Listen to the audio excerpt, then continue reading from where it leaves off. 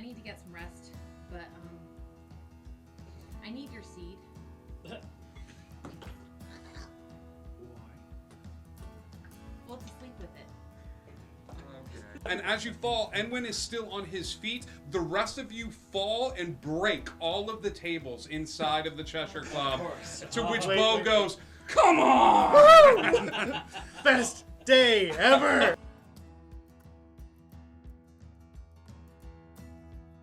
Group though, he would work with the group because he likes Cass, and that would just be really, really awkward on the battlefield. What? I don't think that's an awkward.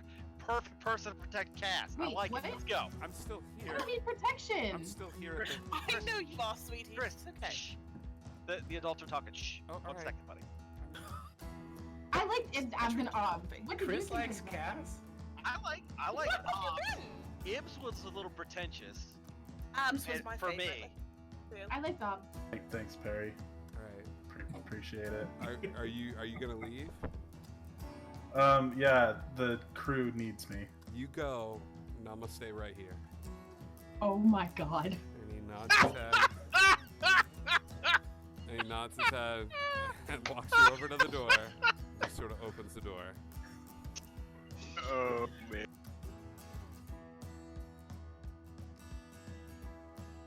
There was mouth stuff poison? Oh yeah. No smell stuff. That came out wrong, sorry. Sorry. I could not laugh. Person has died, Ryan. A little decorum, Death please. due to mouth stuff. Come on. Get over it. I'll go home Smack him now. across the face. I'm like, wake up. All right, you smack Ryan across the face. We're set up in these stands or floating above the water. Have never seen a ship cross the finish line, but first. And they all watch as the first thing they see is Monkey See. Written along the side of the ship, crossing and backwards. And you have crossed the finish line. Congratulations, crew. You have won the first High Lock race for the briefest of seconds. Let them be. Let them love and hurt and change and tell stories and die fighting and pouring drinks and doing the right thing even though it hurts. Just let them be. We can give them that.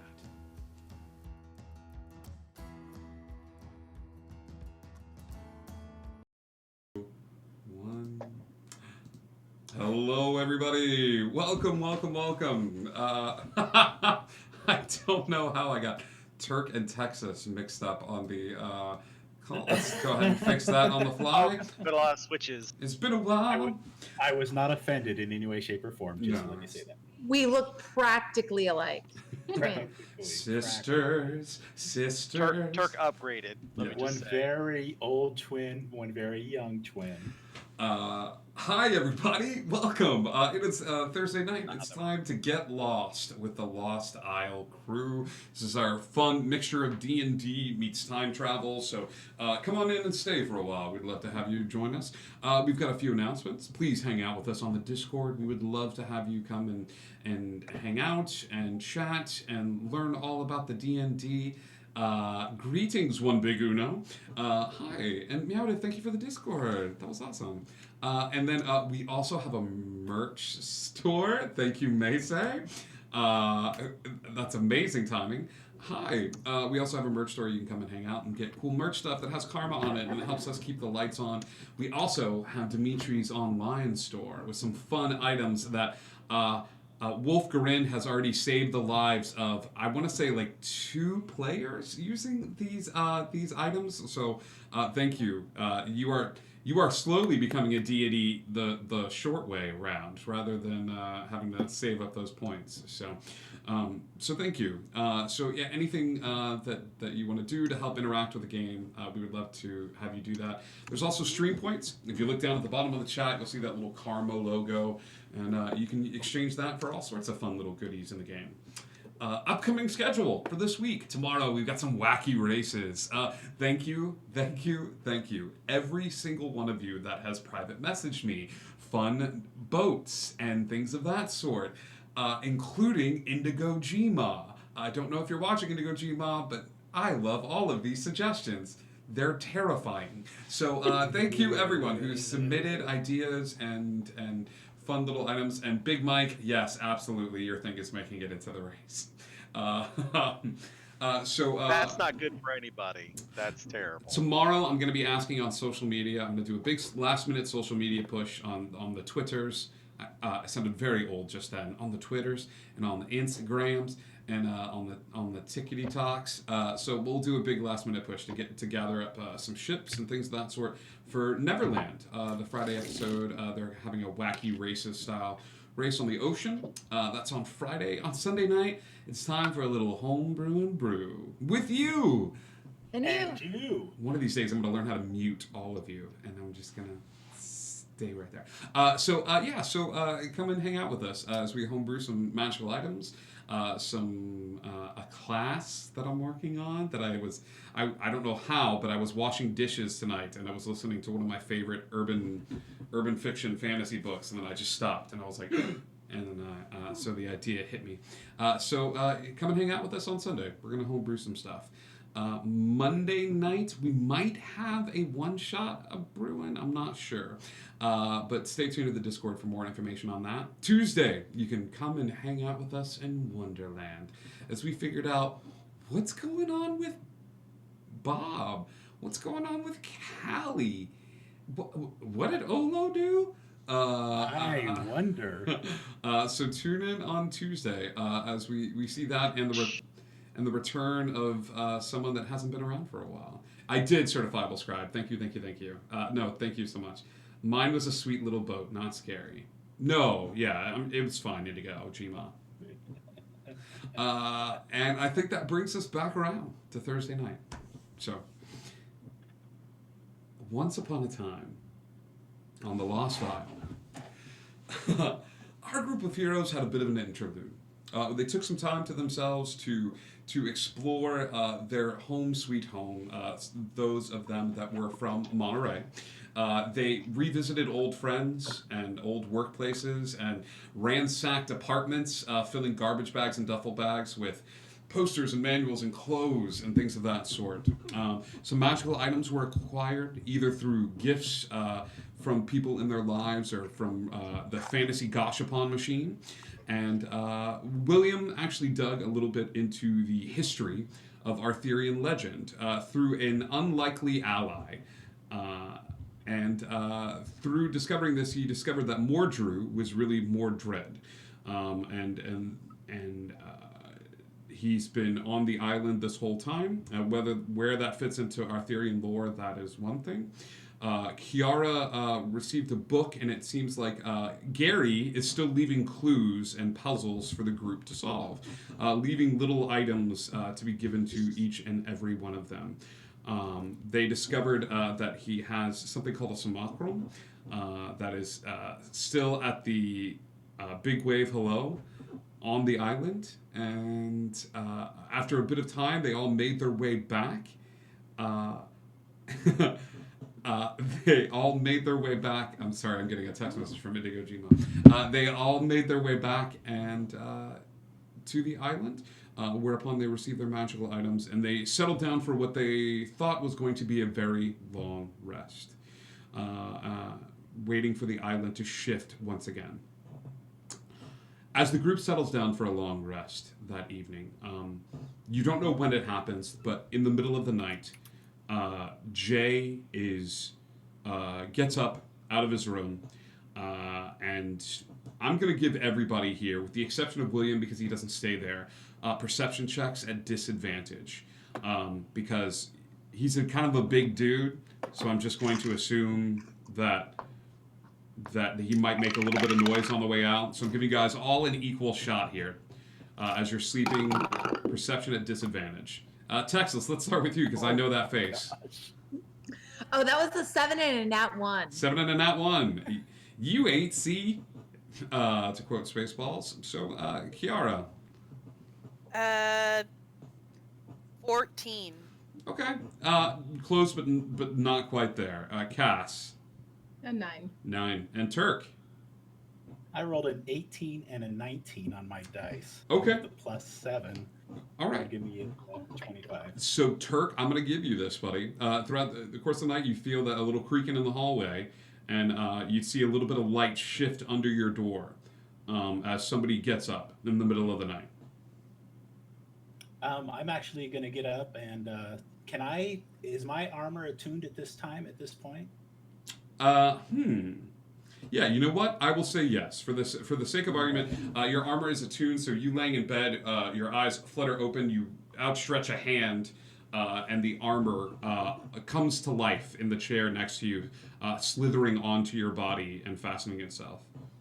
Okay, I am actually going to go to and open the door and look to see who's in the hall. Okay. Jay is in the hallway, and he's walking past you at this point. He's walked past the door, and he's walking up the steps. Hey, Jay. You all right, bud? Jay turns around. He's very heavily scarred, Turk.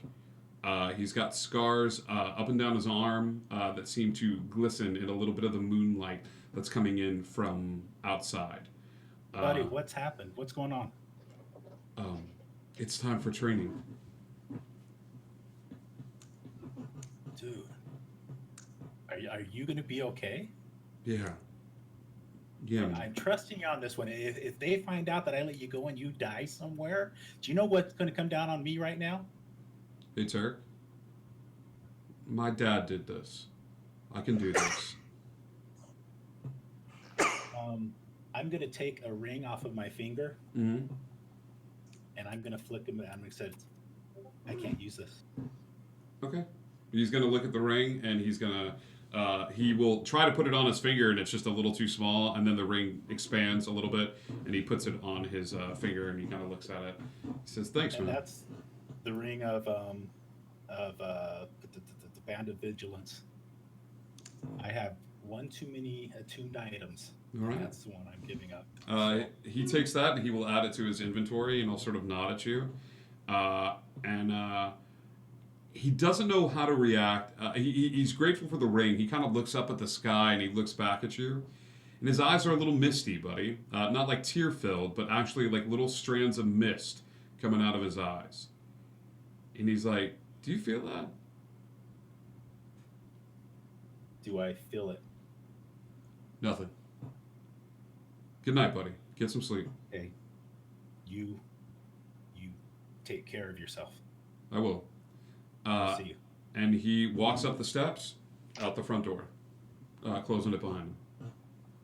And I'm going to actually say to Wolf, hey, do you mind following behind him a little bit? Make sure he gets to where he's headed. Wolf nods his head and just sort of does one of the puppy yawns where he kind of stretches. And I'm heading back to bed, but if you don't mind, just making sure he gets where he is if he doesn't. yeah, he pitter patters over to the door. Pitter patter, let's get at her, and heads over to the door. And as you lay back in bed, you hear scratching at the door. Okay, I go over and open the door. Yeah, he runs back out, and then you close the door, and then you go back and lay down in bed. As you send a dog to the door. But then you lay back down. All of you get a long rest in. The next morning, you awaken bright and early, Turk. I'm going to be actually looking for the tides. I've got to go out and do some surfing. Sure. You wake up bright and early, and you head out to the beach. I would say it's about 5:45 at this point. You're used to kind of waking up early. Around 6 o'clock, as anybody that's been following... Hi, Magnoth. You're late, but you've arrived. Welcome. As anybody that has been following the Discord today will know, there was a message that was sent out. The message reads as follows. Turk, you will receive this message out on the water. It's very important to me that you realize that. Wolf, you sent out to stay with Jay, and you did not give any directions other than that, other than make sure he gets to where he's going, correct? Yeah, correct. Okay. At exactly 0600 hours, you hear the familiar voice of Mordru enter into your heads. I need everybody to give me an insight check based on voice alone. okay, as the following words ring out. So this will be insight check. This is just feeling out the situation. Let me know if you get above a 15. Okay. Yeah, 17. 17 Texas. Not Kiara. a 20. Not a 20. Cass. No. In that one. He sounds businesslike. Kiara in Texas, you've interacted with him enough times to read that there's something underlining this, and it's a note of actual fear in his voice. Okay, so it's as if the principal is coming on and saying, "Hey, everything's fine. Don't worry about it," and everybody goes, "Okay, cool. Everything's fine. Don't worry about it." But Kiara in Texas, you pick up a note of actual fear underlining his voice. Maybe some of those consonants waver a little bit. As the following message is received at each of you, jarring each of you awake. Inhabitants of the Lost Isle, this is Mordru, representing the Council. At 0400 hours, an extraplanar entity was detected on the island. The origin and challenge rating of said entity is still unknown. Please report to Council-approved domiciles. All travel to and from the island is officially stopped. All Dungeon Masters stay with your group. Do not leave domiciles until the all clear is given. There is a long pause. There is a muffled sound as if Mordru is talking with someone. And then there's a grunt. It sounds like Mordru's voice then continues where it left off. Do not approach any oddly colored fog. Deploy any and all magical countermeasures if necessary. Arthur, be with us. And the connection is severed. I would immediately see if I can contact Wolf. Okay. What is the range on your telepathy? Ooh, maybe I should check that out. You should check that. William, what are you doing? The minute you are woken out of a sound sleep on this. All right, so then I will grab up my stuff, and even though I'm not supposed to leave my domicile, I'm just gonna go try to get. You're trying to get to the library. Yeah. I think as you gather your items, start haphazardly throwing them into a bag. Mordru is already up. He is almost knocking at your door. And as he stands there, you see the left side of him sagging a little bit. I don't know how otherwise to describe this, other than his left arm hangs lifeless at his side. Okay? That part of him that's not covered in armor is looking a little pale, and he looks at you and looks behind him, then looks at you again and says, "Get your ass to the library. Don't stop." I'll push past him and say, "Stop practicing the old Dutch rudder." And he will sort of like growl as you run past and say that. A little bag of items at your disposal. Texas, Kiara, and Cass, what are you doing during this time? Oh no. Sorry, I googled what that was. No, please. No one else Don't, do that. don't, No, don't. please. I'm not. Okay. Texas, Kiara, Cass, what are you doing during this time? We were still in bed when Bed. we got, we were mostly still either unconscious or in our rooms when this happened, right? We start getting up, right? Okay. Yeah. Yeah, I'm headed towards the library, but are all of our rooms are pretty close together, right? Absolutely. Yeah, absolutely. It's all on one hall. So I'm looking for everybody else to come out of the rooms because by this point I know that because this kind of got projected into our heads, right? Yeah, absolutely. Okay. But I know that that Turk usually goes out in the mornings or frequently goes out in the mornings. Absolutely. So I'm looking for him because he's kind of got a regular routine of going out in the mornings, and I don't know if this mental projection thing got all the way to him. Okay. Turk is definitely not in his room. As you run forward, I think you've been given permission. Everybody's kind of had permissions. You knock once and open the door. He's not in bed, and Wolf isn't there either. Okay. Jay's room is open, and he's not in there as well. Okay. And do I see any of the others? Do I see Kiara or Cass or anybody else? You would probably hear movement. Cass has a lot of stuff to like gather. Like in terms of that stuff. Like Kiara as well. Like in terms of everybody's suiting up, like and gathering. Like let me get this and stuff like that. You'd hear movement behind their room. I'm gonna bang on their doors. I'm gonna bang on Kiara's door, Cass's door. Is William's room near us? William does not live here in the hall. He doesn't. The Okay, that's right. only other person that does is Arathel. I'm gonna bang on their doors and say, Turk's not here and Jay's not here. Anybody want to go with me to find him, or you guys want to meet us at the library? I just want to go out and make sure that they know. We're in the basement of the library. Well, we're going upstairs though. I want to make sure that they know. Like, you know what I mean? Like, because we're gathering, aren't we going upstairs? Or we're just hanging out down in the rooms? No, if we're looking for folks that aren't in their rooms, then we need to head upstairs. I just want to make sure they're not left hanging. Yeah. Like, I don't know how far that message reached. I know he might be out in the water right now.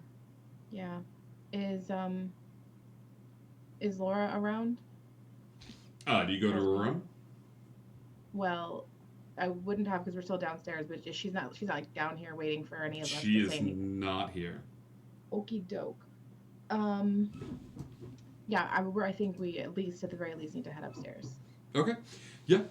You head upstairs. There's no lights on or anything like that. I think you take a little bit of time to get the lights going and things of that sort.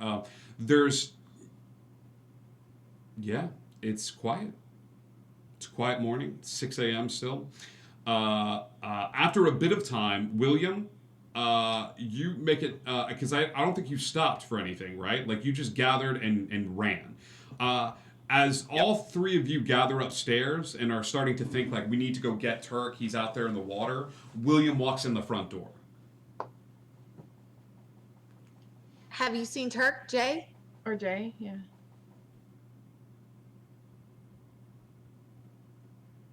Okay, anybody want to go with me? I'm going to go look by the water. Okay. While Texas goes, hey, we're going to go look by the water to go find where Jay is, or Turk, because you know that Turk goes surfing. Turk, as soon as you get that note, you're already up and dressed and you're by the water. It's not too far of a run to get to the library. Turk, on the edge of the water, as you start swimming into shore, there is a woman standing on the shore. She's got long hair. She seems like she's wearing a whole bunch of necklaces and some pretty prominent looking crystals. Is this somebody that I've seen before? Or Absolutely not. Class or anything? Okay. She's standing barefoot in the sand.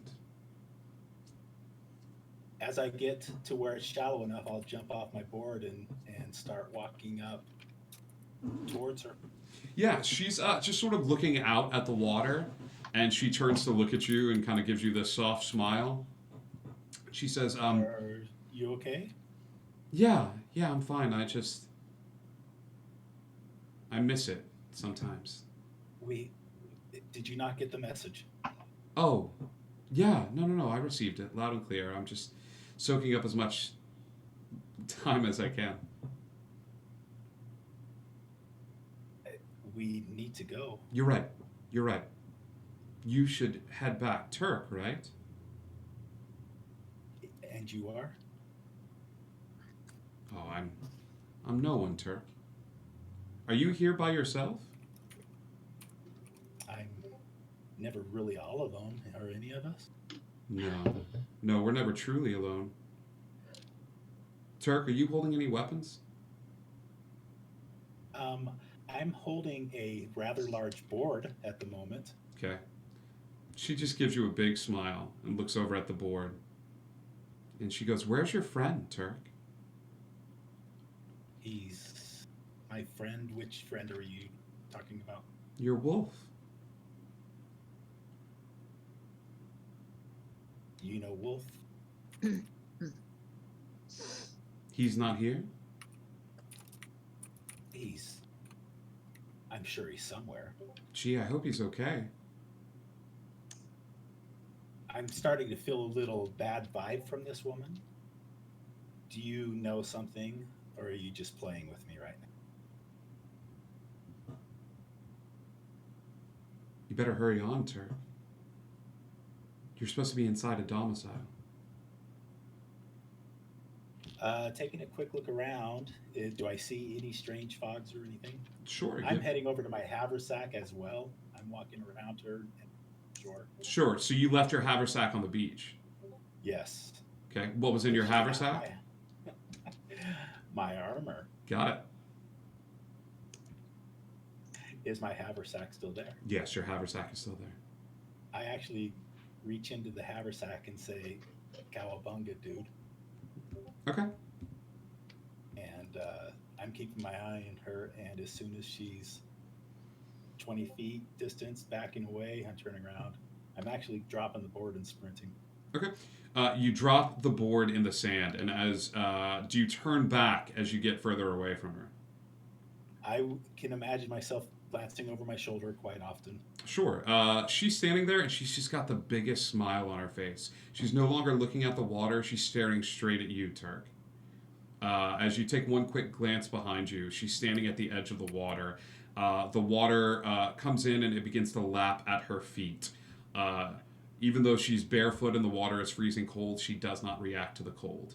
She stares at you as long as you stare back at her. I give a shiver and just know that I need to get back to... Sure. I would say timing-wise, with all of this happening, as you go, as you make it back to the house a few seconds, right as William comes in and Texas goes, "We need to go to the water to find Turk." Turk comes strolling in, soaking wet. He doesn't have his board, but he is holding his haversack. Also with, I would have been trying to communicate with Wolf, just so you know, it's up to 300 feet is as far as that. He is beyond 300 feet, my dude. He is with Jay currently. Okay. Turk, did Jay go surfing with you this morning? Have you guys seen Wolf? And no, he had it. No. Jay, I think it's okay. I need to know if you guys have seen Wolf. The door opens, and everybody in Hope looks towards it because following the pattern that it's followed, like it's Jay strolling in. Jay is not in. Instead, it's Mordrew. Mordrew is holding a human male by the scruff of the neck. This human male has a black eye that you can see. He's got a tousle of brown hair that's kind of falling in like all around his head in just a messy sort of like cascade of long brown hair. He's wearing blue jeans and Crocs. On his shirt looks to be a crudely drawn picture of Mordrew and Calvin from Calvin and Hobbes peeing on him. Like you immediately recognize what this is. It's Calvin peeing on Mordrew. The guy is stick thin.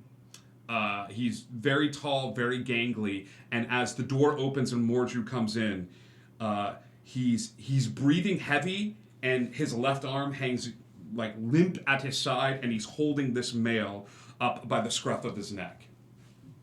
And the male comes in and he goes, "Hello, evening all.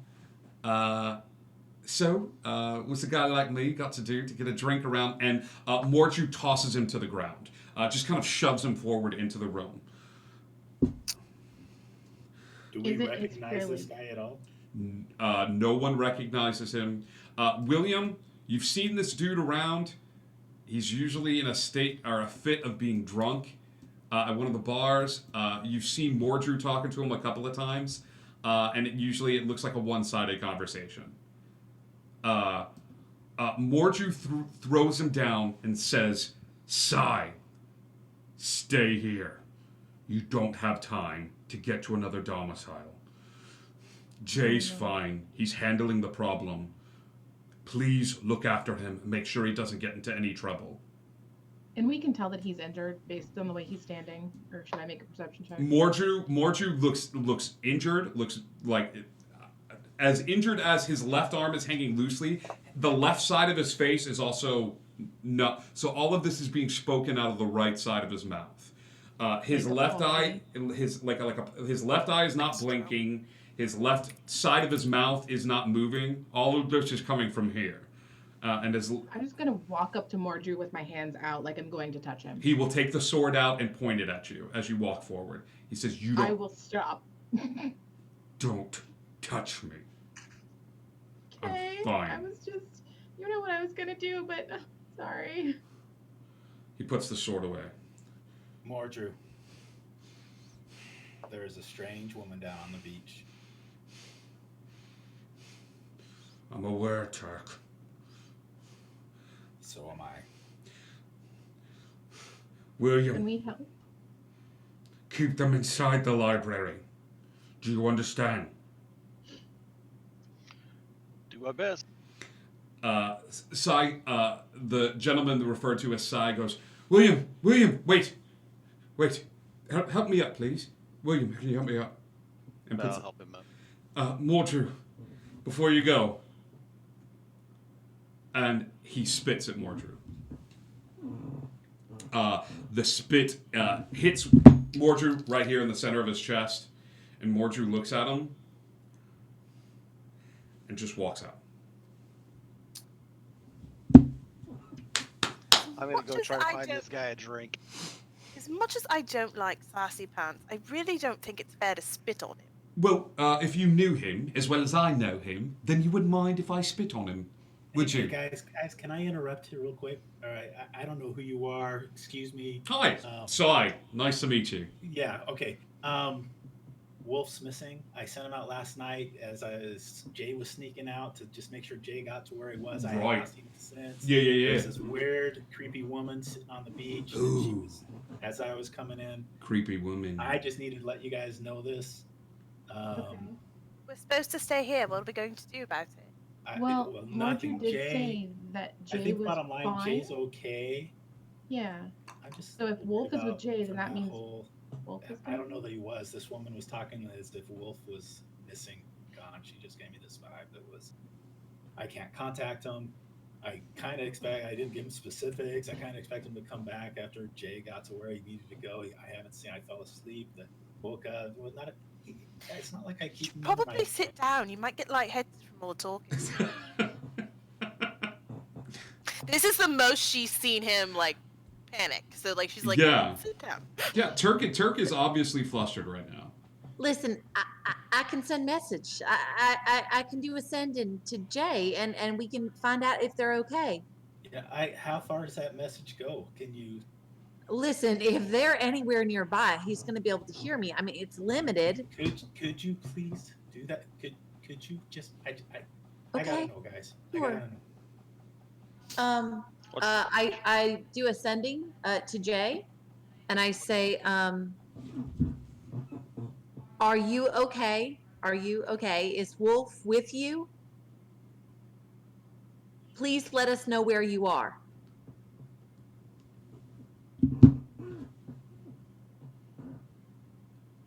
Fog bad.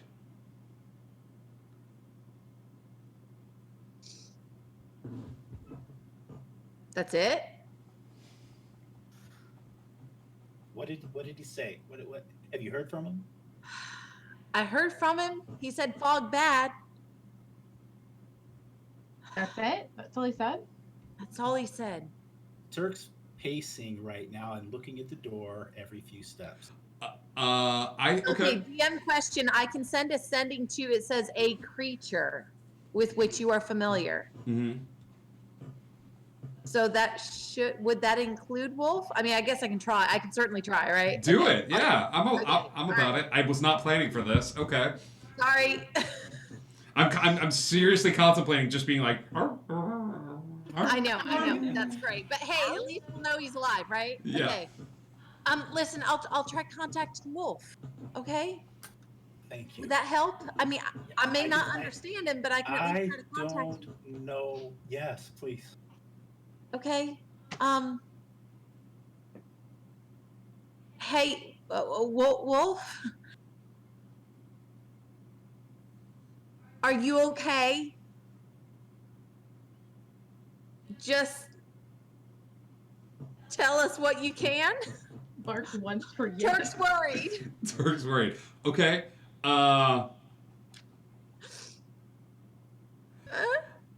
You hear Jay fighting. Wolf, stay. Need help. Song of my soul, my voice is dead. Die thou unsung as tears unshed, shall dry and die in lost Carcosa. I'm saying this as I'm hearing it because I've already forgotten most of it. Crud. Song of my soul, my voice is dead. Die thou unsung as tears unshed, shall dry and die in lost Carcosa. I'm still a little confused at how my weaponry works and everything. Sure. Does it just kind of appear as I call it, or do I need to go gather it up? Your weaponry or your armor? Now, my armor I just texted you about. Yes, that is your Cowabunga Dude is the activation code for your armor. Your armor. And I'm currently wearing the armor. Sure. My longbow, my short swords, other things. Okay. No, unless they are specifically. Did I miss something? Are they? Well, it just seems like a vague thing that's happened throughout the whole story arc and everything as to how we appear and then how we're suddenly using our weapons. This is when you leave the island. The mask that goes over them, the small film that hides them from plain sight. However, unless I've told you otherwise, these are physical items. So if you would have taken them to the beach, then... Which I would have done. Okay. Knowing that. Then you would have left them with the haversack. Yes. So the bow was next to the haversack. Yes, it was. Okay. From now on, when you go out by yourself, I'm going to need to know these things. It can be assumed that that is the case. You got it. For right now, your weapons are exactly where you left them. When you came back into the place, I imagine you were holding your bow or you had it slung over your shoulder. Any other weapons that you would have strapped to your person in hilts or things of that sort are also on your person. Got it. Okay? Sorry if that kind of messed up storyline. No, not at all. It made it better. You're good. So now, does he or does he not have his weapons? He's got right his now? weapons right now. Okay. And so having heard this, I'm turning to William now as I'm stepping towards the door. Hang on. What's our play? We're going to stay here. He would have asked for help if he needed help. They just asked for help. Isn't that what you just said? You did say Need help. Jay fight. With Jay, need help. I don't know. Is that not what I heard? All right. Well, then if we go, we all go together. I'm asking. What's our play? William, what's our play? Looking at like... You know what you've been told. Our guys are out there. We have 2 guys out there fighting right now. If you'll let me finish. You know what you've been told. Choice is yours. Has With this ever that, happened before? Turk heads out the door. Sai will get up and shove himself in front of the door before Turk.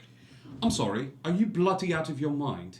Move What about now. lockdown do you not understand? My friends are out there right now. Yeah. My friends, they called for help. You want me to Hang stay on. here? No. Jay Hurt needed help, saying the wolf was providing help. That is how that could be interpreted. You better roll a persuasion check. He is going to look at the rest of the group and just say, this is fine. We're all on lockdown. There's some sort of mysterious force attacking the island, and everyone's fine with him opening the door. Do you know who we are? No, should I? Yes. Actually, that's yes, probably you should. better. Oh, It's a mystery until we know who you are. all right, who are you? No, who are you? I'm Sai. I thought that was established when I threw in. Right, but why did Sassy Pants bring you in here? Because he doesn't like me, and I got no place else to go. But he wasn't How going to big is Sai? Sai is 6 foot, weighs 90 pounds, soaking wet. He's Harry Potter that just came out of the cupboard under the stairs. Okay, that's basically the description that I got. Pencil thin. We have Excalibur. We leave the island to go do things. Is that a brand? We don't Is that a brand? sit around and do nothing. Is that a brand of whiskey? I'll show you a brand of whiskey. It's And got- I'm gonna pull I'm gonna pull out the umbrella and I'm gonna unsheath Excalibur. Okay. You take out Excalibur and you point it in his direction, and he backs up. He goes, "Oh, it's a sword. It's a sword, like the Excalibur." Right. The right. Excalibur, Yeah, yes. yeah. No. That's fine. I didn't know we were going to be pulling swords on people. That's on me. It's not on you. That's on me.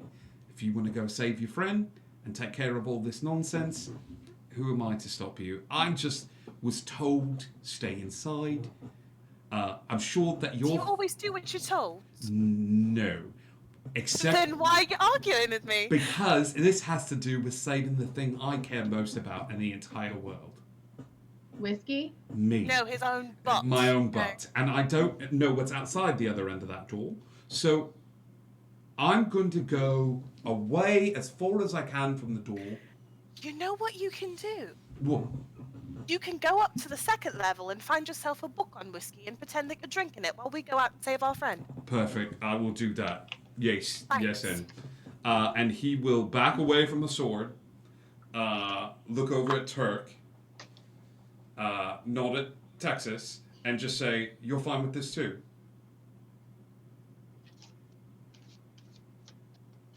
If he's going, I'm not gonna let him go by himself. Pinky, what about you? You fine with this? We're a party. Maybe you don't know what that means, but we stick together. He laughs. He'll take a flask out. He'll unscrew the top of the flask, and he'll take a big swig and close the flask, put it in his pocket. All right, your funeral. And he'll head up to the second floor. And now that I've put on my airs and shown false courage in the face of belligerence, I'm going to look to William and be like, are we really doing this? William, you're on mute. Whatever you guys decide.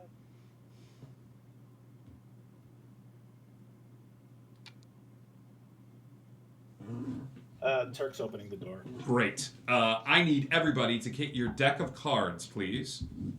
Oh, that's right. Sorry, I got so distracted. I'll be right back. If you do not have a deck of cards handy, that is fine. You can actually go to the Discord. I've shown how you can draw cards in the Discord, where you can just do /R, draw, and then 1. Give me one with or second, without and I will jokers. have a deck of cards. I'm excited to use the cards. Okay. I'm Is just this trying to with- remember how to work Discord. Or without joke. This is with Joker. Ooh, so are we doing D14 then? It's like a 14 Joker? Honestly, if you have a deck of cards, you're getting the benefit of a Joker. If you're drawing from Discord, you're not going to have that option. So it'll be a D12 on Right. Discord. Right. Okay. And 1 is ace, correct? And then it goes up from there? No, just they've got cards with suits in our Discord now. If you hit /R draw, it will show you the number and the suit of which you get. /R what? It's if you look in the dice rolling channel. I'm I've so sorry. No, it's okay. I've set an example. Like if you scroll Oh, up, okay. you'll see Never mind. me. I was looking in the wrong dice roll channel, I guess. Yeah, 'cause yeah, there's yeah. two of them. Yeah. Look in the one right there, and then if you. Don't worry about it. I'll find it. It's Yeah. okay. Sorry. No, I don't you're have any good. Jokers. You don't have any jokers? So, here is what happens. As Turk rushes forward to yank open the door is violently pushed. It's one of those, like, you pull it open, so he turns the knob and pulls it. As he does, fog immediately enters into the room. It takes over the space. As that happens, Sai, from where he is on the second floor, will shove a hand forward and kind of just do this motion. He doesn't cast, there's no verbal, there's no somatic components.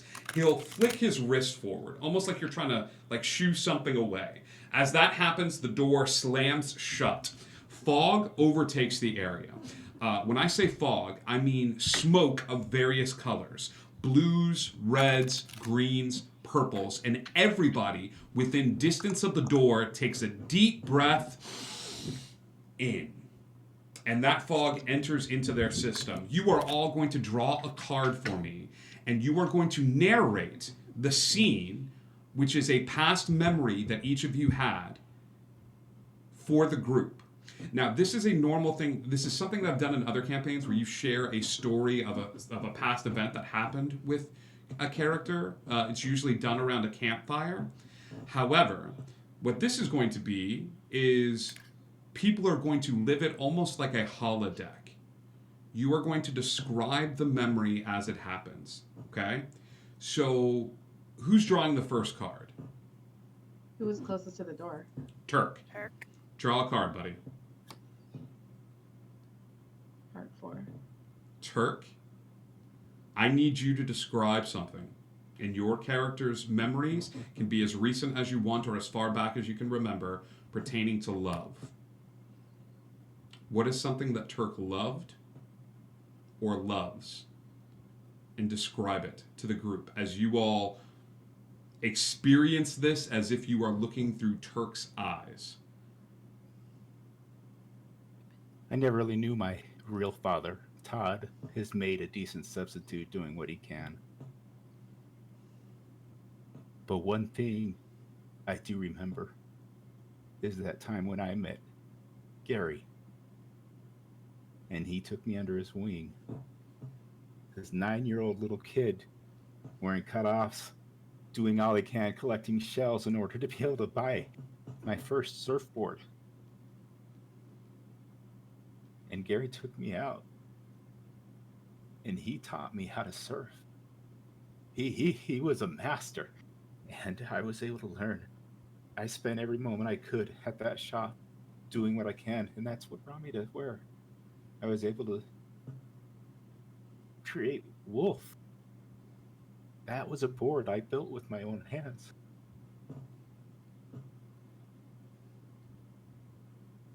I can't think of anything that I could dare to lose more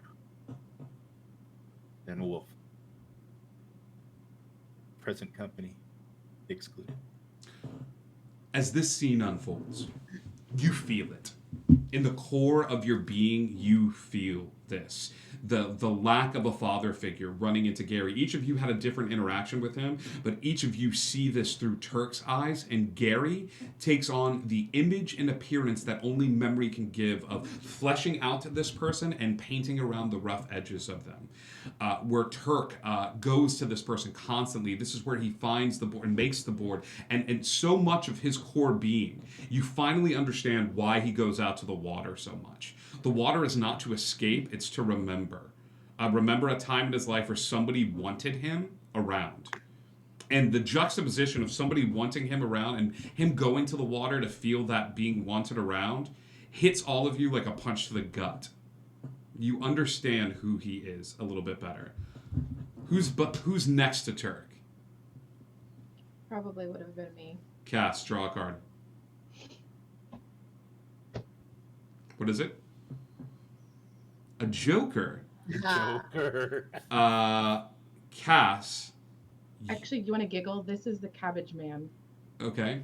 Cass, I need Cass's most visceral memory that deals with death. Good, bad, however you want to interpret that. What is Cass's first memory of death?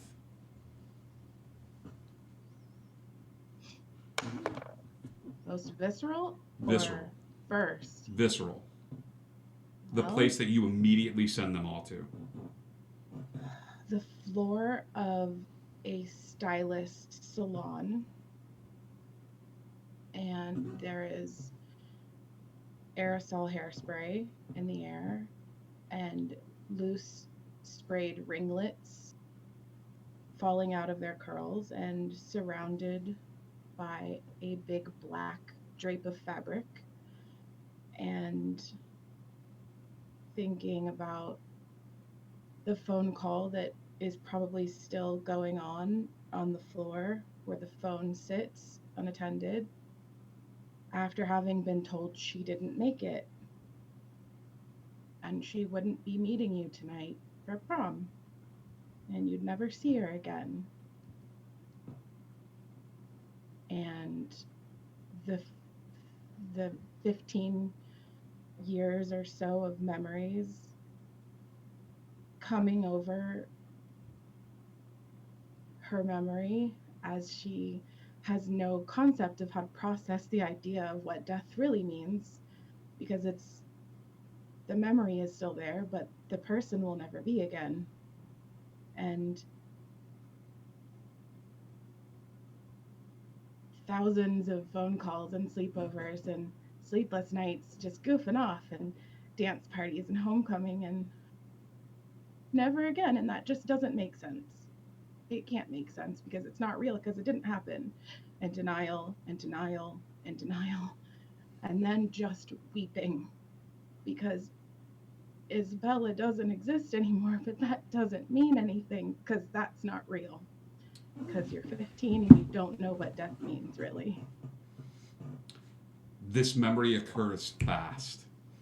The span of 15 years takes place over the course of minutes, as you see that this moment has influenced Cass in subtle and profound ways.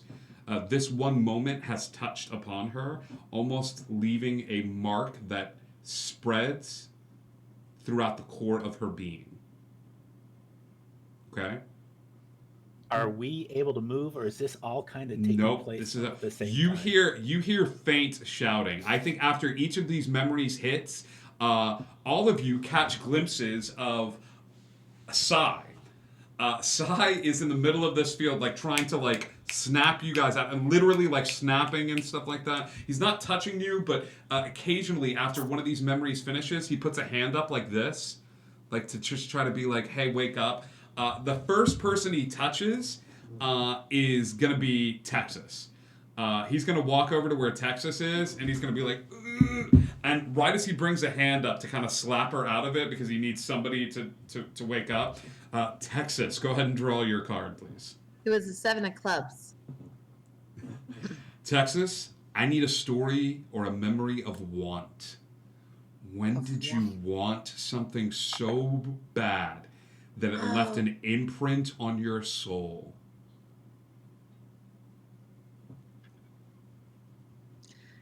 See, I grew up in a different place. It wasn't like this at all. It was a place called Wonder. See, I didn't realize at the time that I was in the middle of an adventure.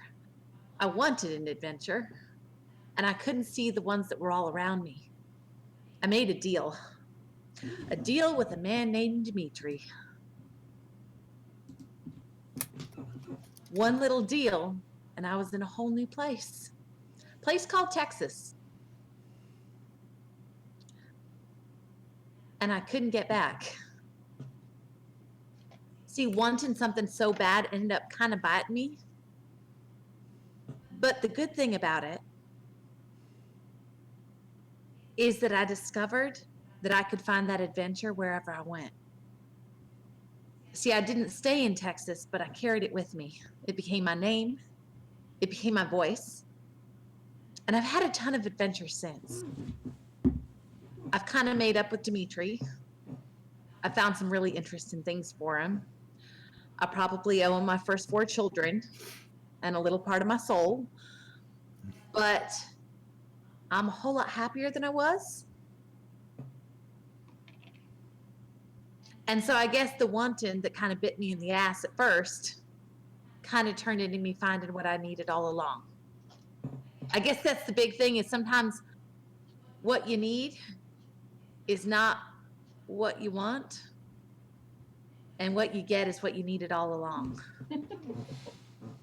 As Texas's voice rings out in your ear, almost as if she's sharing this with you in the form of a story or a song, all of you finally have this moment where you understand Texas. She's been a bit of a later addition, but all of you know and can empathize with this feeling of wanting something so bad and realizing that's not what I needed. William, draw me a card, big guy.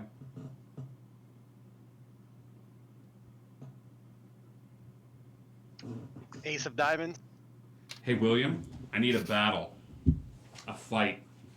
Could be an emotional fight, fight of words, a literal battle. What battle are they instantly transported to in the heat of, in the middle of? It's like that where you try. They tell you, wipe everything out of your head. Don't think about a pink And- elephant? Right. Don't think about it. Now automatically, it's the fight where I lost my team. Yeah. Yeah, you guys see it. You've heard him talk about it in passing occasionally, but for the first time, you are watching this unfold. And it's almost the end of the fight, and I've been knocked down. The entire team is on the ground as the shaded figure just walks from each body, starting furthest away from me, and you see him kneel down, and you can't hear what he says, and then you just hear a scream and a gurgling of blood. And then he moves to the next one, and you hear a little bit more of the whisper, and the same thing happens again. It's like you're watching everything through my eyes, and now it moves to the third one, and this time you can make out a couple words, like you can't hear what the true concept is, as the same thing happens again, and another member of the team is executed. As the fourth member, now you can hear what this figure is saying. You can't make out the figure, but you can hear what he says. William's the reason you died today, and he'll never forget it. And he moves to the last member of the team, and you can hear it even more clearly. William is the reason you died today, and you will never forget it. And then as you see him walk up to me and through my eyes, today you live, but your team died, and you will never forget it. When you all look at this figure, because you're finally getting a closer inspection of it, you don't know whether it's his memory guarding it or what, but it's William's face. William staring up at William, going, it's your fault that your team died today. He's looking up at William's face. And you don't know if it's just memory that's jaded this, clouded this, and he's blaming himself, but he's carrying the weight of the world on his shoulders. Okay?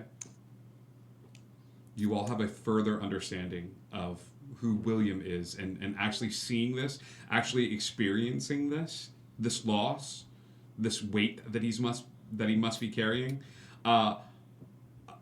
Texas, that slap that was going to happen doesn't happen. But as William's thing ends, you see Sai sitting in a chair, just shaking his head and cocking his head and looking at Kiara. Kiara, go ahead and draw your card. A spade. Kiara I need a story of loss. It doesn't have to be death. It doesn't have to be anything like that. It could be like just a loss in terms of something that you miss or, you know, but I need a story of loss from you that you share with the group, a memory.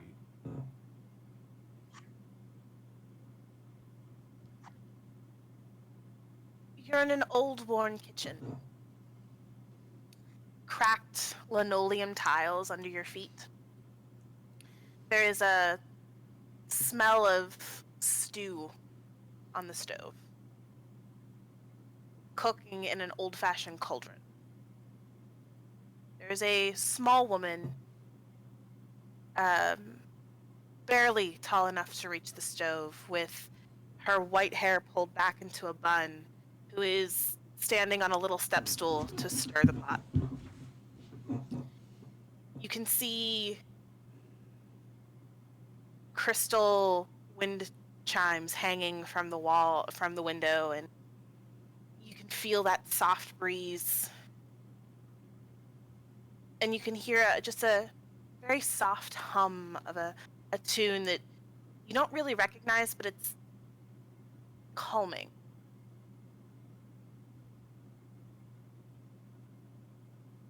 You can almost see the swinging of feet as a little girl sits in a chair and just watches the scene. And the old woman just turns and she begins to tell a story. Not about anything big, just about some of the Fae folk from back home. She's got a very thick Celtic accent. Some of the words are hard to make out, and you're pretty sure she's making some of them up, but she's not.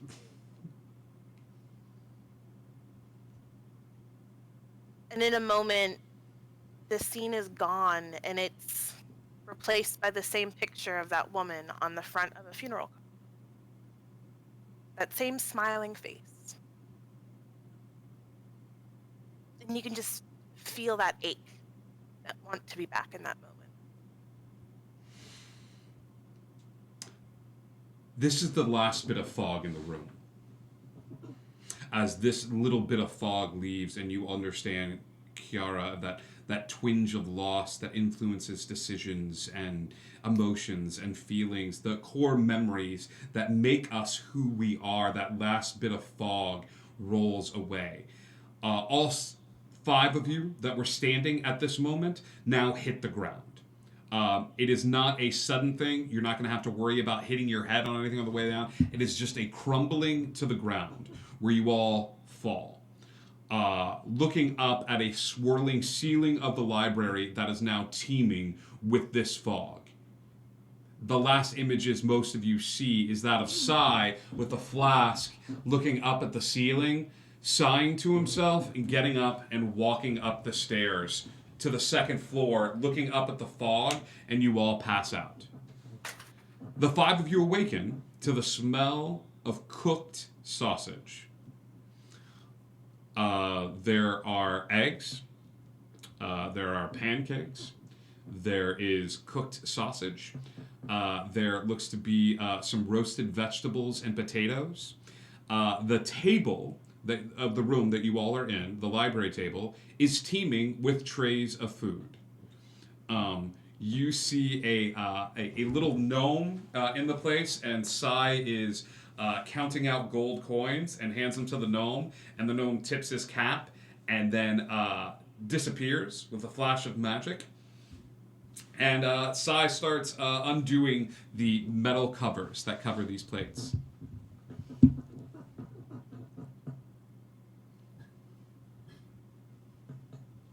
Well, that smells amazing. You're awake. Oh, God. Thank God.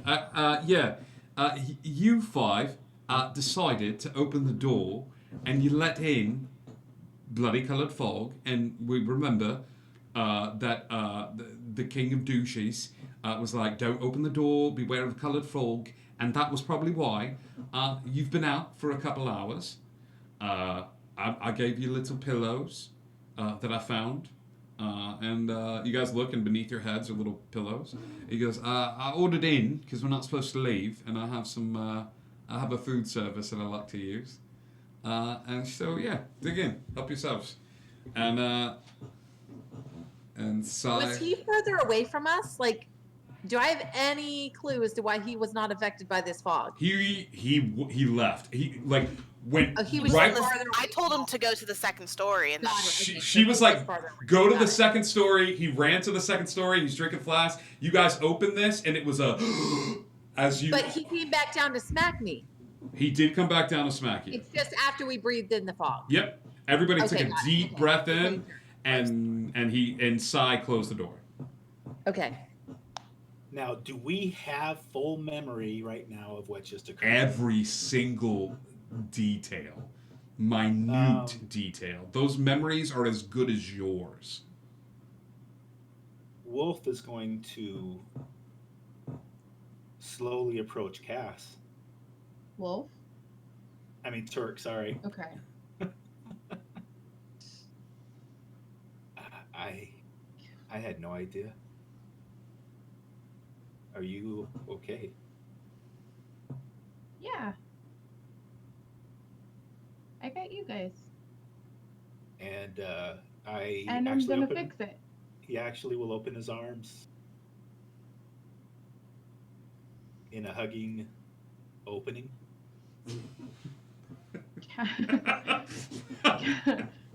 Cass is wrung out and will probably collapse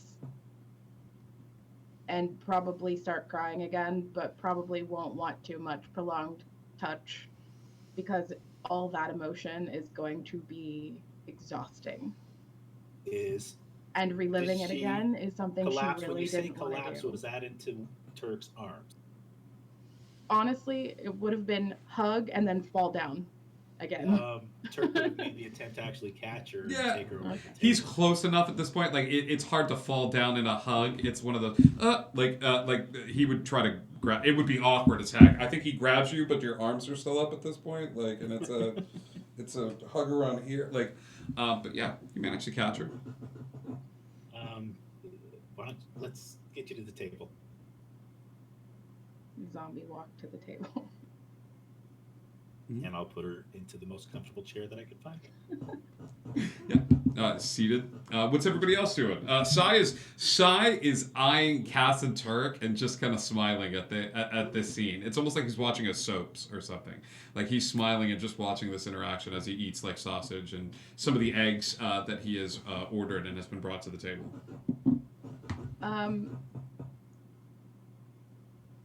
Cass would not have been paying any attention to him and would not have seen it. No. But I really want to know if he experienced these memories with us. You did not experience anything from him. Right, but did he see what we said? That's a great question, I Meredith. wish I had the wherewithal to be present in the scene and ask, but I'm not. Well, I do. Hey, so did you see all those memories? Oh, aye. Or were you like completely removed from that? No. Because we all kind of seems like we shared the same sort of thing. No, I was there and I experienced everything. It was great. But it was like I was looking at it from afar. So here's what I saw. All of you get to the door. Turk opens the door. There's a... You guys all took this deep breath in. And then, like, you had this thing where all this fog was sort of flowing around your head. And it formed like a screen, almost like a storm cloud. And I saw all of you... Your memories played out like it was a big flat screen, you know, and it was in the middle of the space. William, bugger luck, man. Oh, to everyone to die like that. And then M. Night Shyamalan twist ending, you look up and it's your face, and I'm like, did you do it? No, but it was just your guilt. I picked up on that. I'm good at symbolism. And then What's the closest soft food item near me?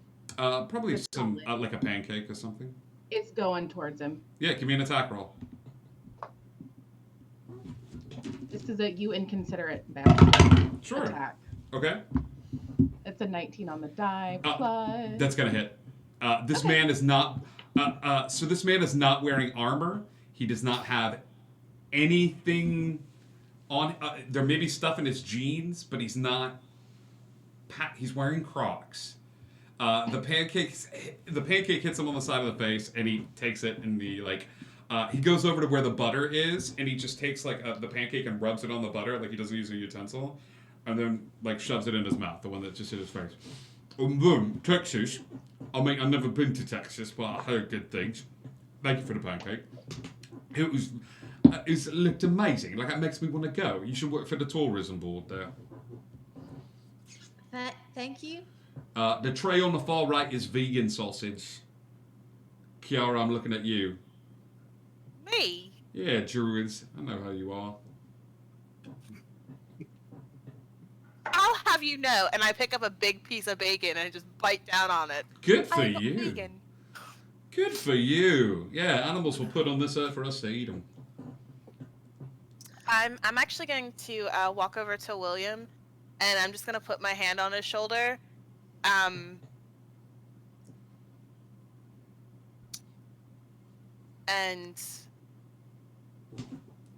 I'm just going to say, doesn't matter what happened.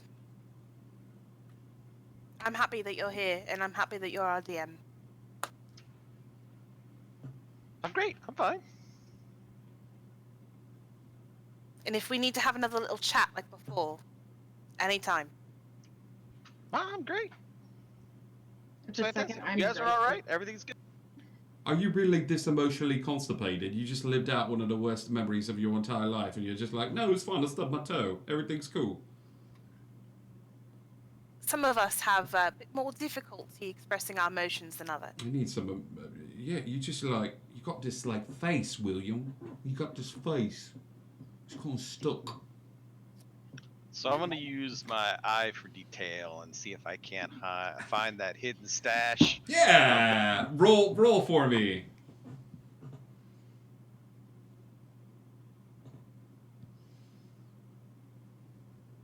Let's see, 16 on the die. Yeah, that's a I'm gonna say 20. this. You spend enough time with this girl to go, you know exactly where to go. You go over to the library, you start looking through books, you find one particular book, and as you open the book out, instead of an animal, you being transported somewhere, you open the book and a full-on tiki bar manifests out of the book itself. The tiki bar is locked and loaded with all sorts of rum, whiskeys, vodkas, fruit drinks. As fast as you have opened it, Sai throws his plate down and goes, hell yeah! Yes, yes, yes, yes. We are locked in a space. There's no talking loud in the library, but there's sure as hell going to be some drinking. What can I make? You just Where stay did you away open from the- What, Cass? Where did you open this book? Like, where in the library? I imagine he's back on the other side of the table. So everybody's on this side of the table. He's on the far end of the table. He found the eye, used his eye for detail, took the book, opened it up, tiki bar, full thing of liquor. You were saying, Kiara. Just don't spill on the books. Don't spill on the books. It's important. Cass suddenly has renewed vigor in her legs, and she's walking to this bar. William, you want a bartender? You want me to? I will take a single bottle from the bar and then close the book. Boy. Oh. How close did Cass get? Nope. William closed the book, and he just. What do? You just put it up. You put it down. You put it back on the shelf. I put it in my jacket. You want a hug? You can try, but Everyone likes hugs. yeah, and actually, they do. Yeah. You can hug me all you want. I would never turn down your All hug. right then, and Kiara's gonna go down to her room, and she's going to go grab her own stash of Jameson, and she's gonna bring it back to the table, and she's going to make as close as she can to an Irish breakfast. So it's a shot of Jameson with, if she can find butter shots, if she had it, on top, and an orange juice chaser, and pass it out to everybody. Oh, Well, that sounds delightful. I think everybody at this point goes and gets their hidden stash. If anybody has a hidden stash, like stuff is popping off. William's got a bottle. Kiara's making. If anybody Well, I mean, anybody could see what it is, but Nobody sees what it is, but Right. yeah. Cass is gonna go down to her room and get her hidden stash as well. It's just candy. Okay, but We're but, gonna but binge eat our emotions today because everything hurts. hang on a minute. I hate to be the voice of reason because I seldom am. But like, let's just make sure that if the fog clears, we're in a semi-state of fighting condition. Yeah, y'all. We need to make sure Don't stop. Is he holding anything right now? he's Can I smack him now? he I've been somewhat on his side, and I felt a little sorry for him until now, but I think I might need to smack him. he's holding a plate of food. He's picked the plate back up and he's just Okay, like, I'm gonna smack the plate instead. oh, come on. Now you're just Rude. well, I thought we had hit that level You of... don't make fun of a girl with an accent. No, I would not know what having an accent is like. I'm not making fun of yours. Alright, fine. I mean, fine. Fine. Fine. If you'd like to eat any more bacon today, you're gonna hold off. I paid for this bacon. And I can eat all the bacon. I'm telling you to back off. Give me an intimidation check.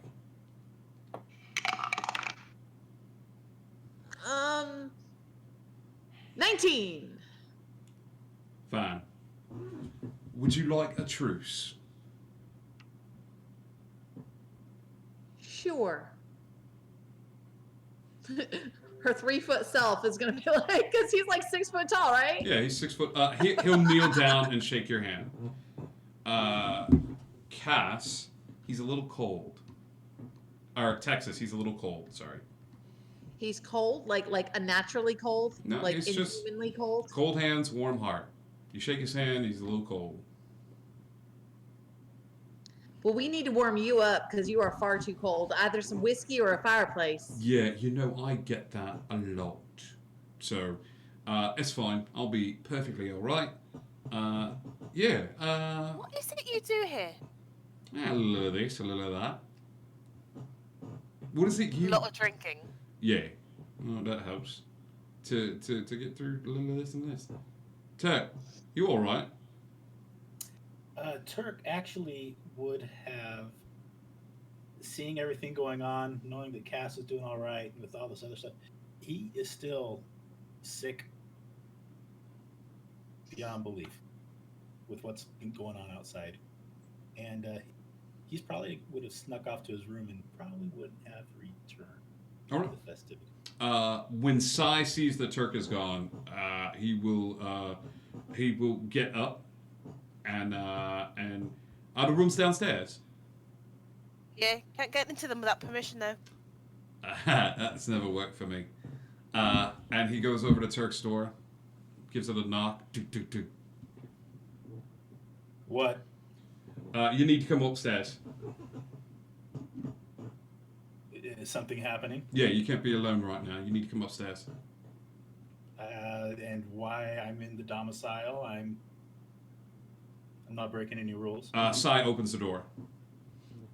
And walks into the room. Turk, your friends need you. He's kicked back on his beanbag chair and currently playing Xbox. All right. Whatever's in there. Right now, I don't give a flying flip about what happens to me. But upstairs, you have people that are in a fragile state of mind. And you seem, for the most part, a very stable-ish individual, and you're not worried about your dog. So get up off your ass, Turk. I'm not worried about my dog. All right, so get upstairs My and... wolf? I am worried about my wolf. So be around people. Being in your room is just going to turn you into an emotional slob. But And walking around out there? Yeah. Pacing back and forth? that's fine. At least you'll be around people. You want a beer? Yes. Yes. Yes. I would like 2 beers. Are we doing wish list now? What are we doing? I point over to the mini fridge and help yourself. Are you... Give me a few. Yes. All right. Yeah. and he will grab 3 beers, put one in either pocket, and walk upstairs with one. And he will say, Tech's coming. He just had to, I don't know, be by himself, but he's coming back upstairs. Would anyone like a sip of beer? No, I'd like a whole beer. He will take the beer and open it and then hand it to you, Texas. Thank you. Hey, everyone's got such sad looks on their faces. This is a good day. We're not You know dead. what you said after you saw all of our saddest memories? What was that, Cass? That was fun. Yeah, it was. Was it? Yeah, I got to have insight into people. Might have been different if you were in there. Yeah, probably. Would you like to hear a little bit about me? Love to. I bet you would. And he has a Ash is gonna reach out to him, like hand open. for a beer. Oh yeah. He'll take a beer and he'll make sure not to touch you. He'll pass the beer along. And Papa's Turk's gonna gonna take it. come up to the top of the stairs. Hey, there he is. Look at this guy. Texas, can you do that thing again? Oh, doesn't look like she can do much of it. Texas is a little preoccupied at the moment, but she'll be joining us again somewhat shortly. Everyone kind of sits around at the table, having yummy, delicious food, and drinking beer. And William, you're having copious sips from your thing, or just enough to take the edge off, and then It just, well, I mean, it's seltzer water, so. it's just seltzer water. I love it. I love it. Yeah. So Cass is gonna take like 2 or 3 sips of that beer and hand it to Turk. Okay. He's nursing his one pretty good. Sai will reach This out a is hand. gross. I don't want it. You can have it. I don't want No. it. Oh, I'll take it. It's fine. I get it. Is he going to intercept it as I hand it to Turk? Yes. I think it's a. Ooh, I don't. Let me. Turk doesn't even try to stop him. Yeah, let me. I grabbed it. Okay, thank you so much. I'm gonna put on my thinking sack. Okay. I'm gonna turn to Texas and can you do that thing again? Just check on Jay and Wolf. Go ahead. I can, but I'm limited on how many times I can do that. I understand. Would you rather? Both out there right now. I got one. Would you rather me check on Wolf or Jay? Jay's the more important one, Okay. and you can see that it just pains him saying that, but We got more out of Wolf if it helps. I mean, he at least gave us a status on both. whichever you think best. I don't know that I can make these decisions. All right. I just need to know. Let's try Wolf then. He gave us a little more information, and we'll see how it goes. Okay. So I cast sending. No, you do to not. Wolf. No, I don't. Your access to magic has been cut off. Texas, Ouch. you are devoid of spells. You have no access to any magics that you had previous access to. Okay, so I got good news and bad news. The good news is we're all here and we're fine. That is very good news. Cheers to that. We're not all here. The bad news is I can't do magic right now. That sucks. Cheers to that. What do you mean you can't do magic right now? I can't do magic. I tried doing, I don't know, like prestidigitation. Nope. I try like making that little shower of sparks Nope. that I did before. Nope, nothing. That was supposed to be a shower of sparks. This is supposed to be music. Boom! And like little musical notes. Um, This is I supposed wish- to be an I wish I had illusion of a waited to put giant on my octopus in the thinking- middle of the room. See? No giant octopus in the middle of the room. That's because my magic ain't working. Okay. Hearing this, Wolf is actually going to attempt a hunter's mark, Okay. On who? and on our good friend Cirrus. Sai? Sai. Sai. Thanks. Sorry. Okay. I love his single Gangnam style. You are able to cast it. It does not land. Well, Turk, that didn't work. What? I can feel it. It should have. Oh, try again. Try again. Oh, let me try. Have I lost the spell I'll see if slot? I have just something. need to know. You did. You were able to cast it. It did not land. So I know that my magic is active. Texas, you have not lost any spell slots. Okay. Okay, I guess I'll try and see if I've got something. Where is Sai standing right now? Or He's sitting? standing. He's sitting at the table. He's just loving this. He's like having sips of beer. What kind of chair is he in? Wooden chair next to the table. Is it upholstered? Does it look really nice? Yeah. Like it could sustain water damage? Yeah. Cool. I'm gonna cast Create Water over it. I'm gonna make it rain. Cool. Do you know how much water that creates in a library? 10 gallons. Yep. Got it. Perfect. Yep. Kitchen, right? We're in the kitchen? Nope. You are outside. He ordered food. You are in the stacks right now. But it's just over him. Oh, Yep. okay. Then if I'd have realized we weren't in a kitchen, because you said that the gnome was making food, I assumed we were in a kitchen. That's on me. Gnome was delivering. This is the equivalent of mystical DoorDash. Okay, mystical DoorDash. Oh, okay, never mind. Then, is he holding anything? A beer. Oh, that's just cruel. Sure, let's try Zone of Truth. Okay. Everybody give me wisdom saving throws, please. What is the DC they're trying to break here, Cass? 14 charisma. Even me and my sack. It's a within 15-foot radius centered on a point, and the point would have been size, so anyone within 15 feet. I'd say that's everybody. Might Is as it well. charisma or wisdom? Charisma. For a zone of truth? Did I click the wrong thing? No. No? No? Charisma. I thought Zone of Truth was wisdom. Wow. Cool. Dang, I'm really good at charisma. I might have passed the charisma one. I mean, It is a charisma one. You're right. I'm just looking at what D&D Beyond says. Look at that. I always thought that was wisdom. Charisma, right? Yeah. 14 for me. Is that your DC, Cass? 14. Yep. Okay, so you make it, William. 17. 15 minus 1. 17. Texas makes it. 11. Everybody makes it except for Turk. Okay, what color is my hair, everybody? Try and lie. Radiant. I mean, What? pink. It's green with purple polka dots. I'm deaf and blinded. He's in the bag. He's in the sack. He's sacking it up.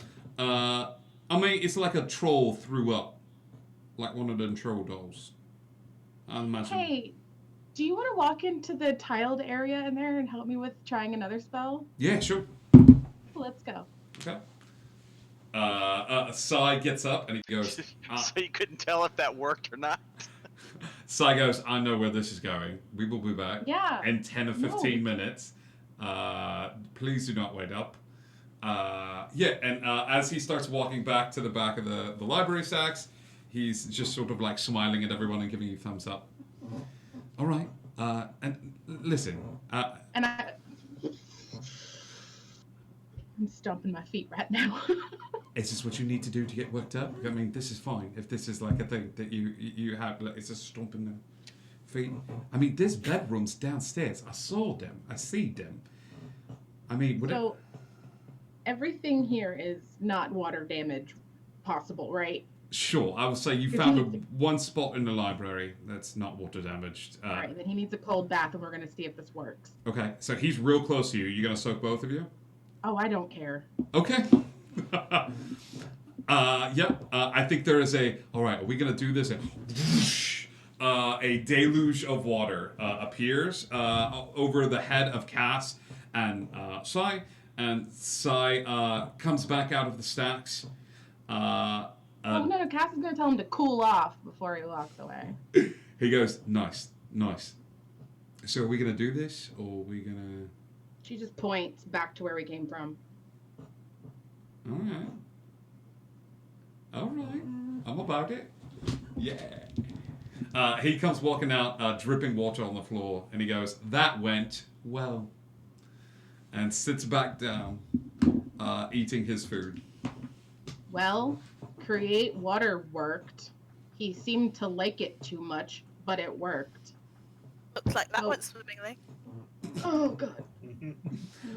Mike. Texas, you're without. Turk can make it happen, but the effects don't work. But I can. Mike, what are you Okay. thinking about, buddy?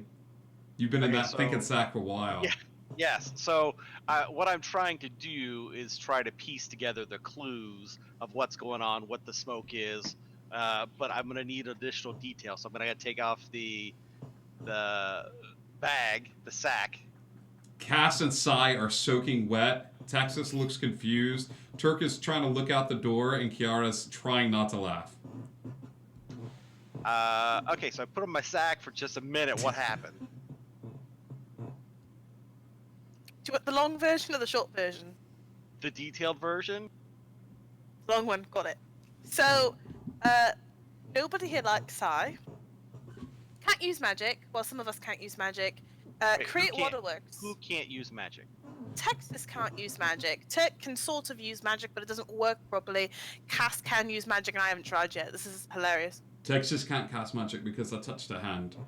If you give it an hour, it'll probably wear off. Turk couldn't cast his spell because he cast it at me. Cass cast it above her head, but that tends to work sometimes, depending on how high you span it. But Texas, give it about an hour. You should be able to do it. We didn't have prolonged contact. You just an anti-magic zone. You messed up my magic? I'm a cooler. What's a cooler? Cooler. You know, like an anti-magic. It's just inherent in the blood. Wait, so you can cancel out my magic by just touching me? Yeah. Kind of like Rogue from X-Men, yeah? Yeah, kinda. More like back in the day in casinos, if you were on a hot streak, the casino boss believed that luck was a malleable thing, and some people would have hot streaks, and so they send over a cooler, and a cooler would walk over and just be in proximity, and their luck would run out. That's what I do. So you're like a bad luck charm for magic? No. I am the. It's like Loki. Yeah, kinda. And What are you you? knew this when you gave me a handshake? Were you deliberately trying to cancel out my magic? Because I want to smack you right now. Yeah, you should. So what are you other than a jerk? Now hang on. Texas and I are having a conversation. You want to smack me? Mm-hmm. Yeah, I do. And why were you trying to cancel out my magic? Well, you were mouthing off to me. You were trying to get up all in my face, trying to intimidate me. Go ahead, give me another smack. Let's see how long it takes. She's 3 foot tall. I understand And you're that. 6 foot. That's I'm gonna smack him. do it. As soon as she goes, I'm gonna smack try you, to I'll stop grab her. and stop. William and She Turk. does not understand what she's doing. William and Turk. As Texas lines up her hand, she's like, "You son of a." William and Turk, give me contested dex checks with Texas, please. Texas, give me a dex check right now. Okay. I got distracted. Oh, that was not good. Good. Oh, it was better than mine. Yeah, that was I terrible. just got a straight 19 on the die. Okay. Turk. Yeah, that was an What did you get? an 8. 8. Yeah, I rolled a 1, which gives me a 5. Yep. So Turk's moving slow. William, you are able to grab that hand before it smacks him. What part of touch anti-magic did you not catch? Well, I'm losing it for an hour anyway. Losing it for an Yeah, hour and eight what minutes. Yeah. And Kiara, what's your problem? Just because she's 3 feet tall doesn't mean that she can pose a threat to people. That's essentially with what that- you said, right? I throw not an what I elbow said. back into his face. All right. Give me an attack roll. I will try to stop him Give as me well.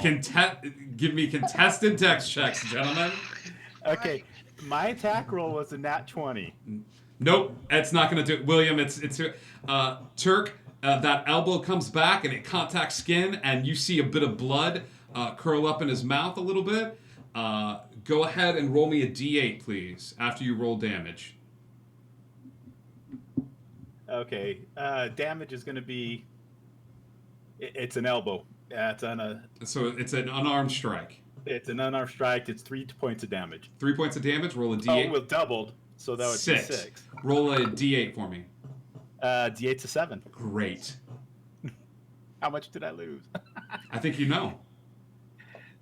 Well, it wasn't any skin to skin. I'm sorry, your elbow to his face? I'm wearing my armor. With the elbow plating on it. Does it not cover my entire body? It does. Okay. Did you assume that it had to be skin to skin contact? In Turk, yes, definitely did assume it was a skin to skin. Gotcha. All right. And so, how about he's this? Also, not that concerned about a lack of magic at the moment, since he. How about this? I'll grant you that it's got to be skin to skin. We got to give him some limitations. You connect, and you still have the ability to cast spells. You are standing in this space, wearing boxer shorts and a t-shirt, as your armor congeals into a small puddle on the floor and remains that way. Oh, But you still have no. access to all of your spells. Well, that's awkward. Well, actually, I'm probably in my wetsuit still. So. No way! No, wait, hang on. I am calling shenanigans right now. Do you know how uncomfortable it would be to have been, how much chafing would have been involved? What opportunity did I have to take it off? Okay. You were in your room. I just, well, yes, I did. Let's see. So. How much time did you give me in my room? 15 minutes. Okay, yes. So- I am not standing in my boxers. You run downstairs and grab clothes and throw on clothes. Yeah, it's commando is more his style. And so Oh no. Even more awkward as Turk runs and starts streaking across the space to run and grab clothes. I'll yell down. So what did we learn? you haven't made any suggestions yet. We've all asked. And actually, he's quite self-satisfied with what just happened, knowing that he's trapped in here. Hang on, Turk, you asked William for suggestions. He yells Yes. he yells out at you. All right. I did. All right. Anybody else? I missed it. Anybody else want to take a hit? When was that? That would have Nope, been... Turk, go get looking changed. to Will. No, Turk, stop. Go get changed. You are taking some time to go get changed, and then you'll come back. Not changing. I'm just actually putting something on. Putting But on yes. clothes. He looks over at Kiara. Kiara, do you want to take a hit? No. Cass, you want another go? I know you think something happened. We're not doing it again because nothing ever happened. All right. For the record, I'd still like to hit you. Cool. What happens if someone tries to heal you? It's never happened before. I don't know. Strange, Is right? that because of your mouth? Yeah, probably. It's kind of unfortunate. It's a bit lonely, isn't it? No. I said goodbye to my friends a long time ago. Everybody needs friends. I am living proof that that is a fallacy.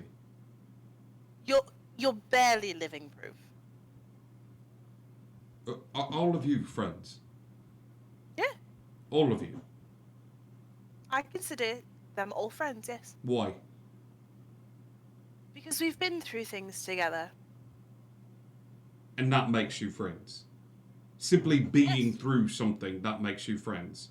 Absolutely. it's What not- do you think makes a friend? Oh, I don't know. I was just curious. William, what about you? Are these your friends? They're my team. William, that's not the question. Are these your friends? No, they're not. Look at him. Look at his eyes. No, they are not. Because you can't be friends with someone if you're the boss of them.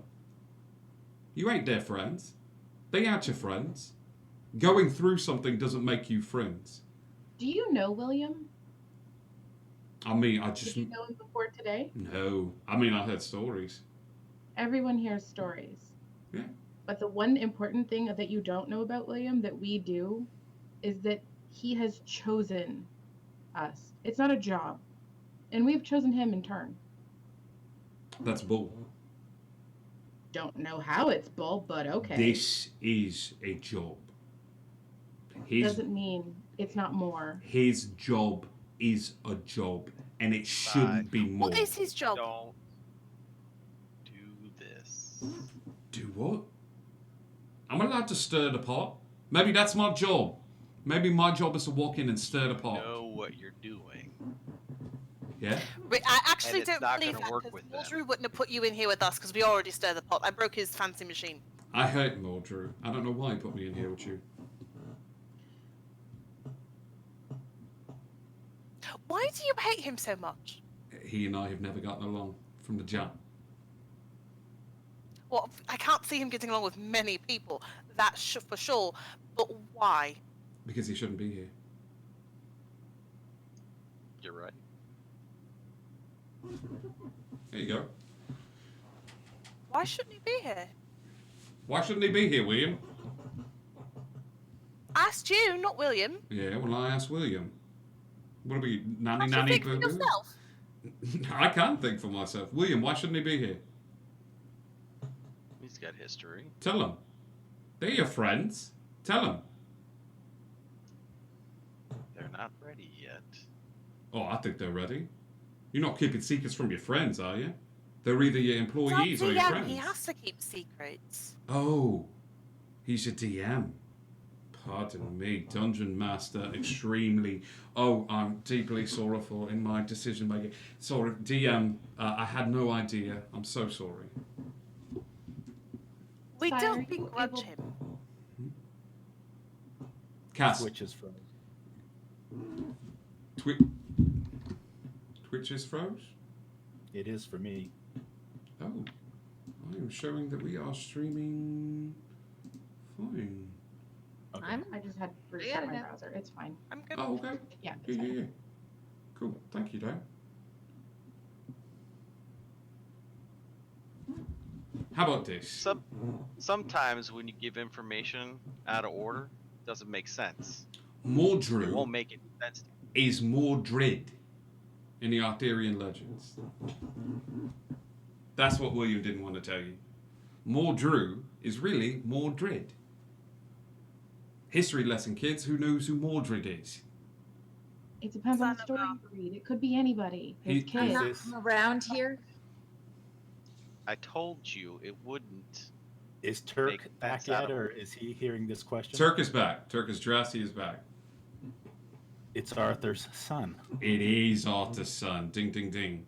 This is. He's the villain of the story. He's the villain of the story. Depends on what story you read. Yeah, that's a good, fair point. I just saw Excalibur the movie, and he was pretty bad. A couple different versions of Merlin that he's not quite as bad as you think. Of Mordred. Yeah.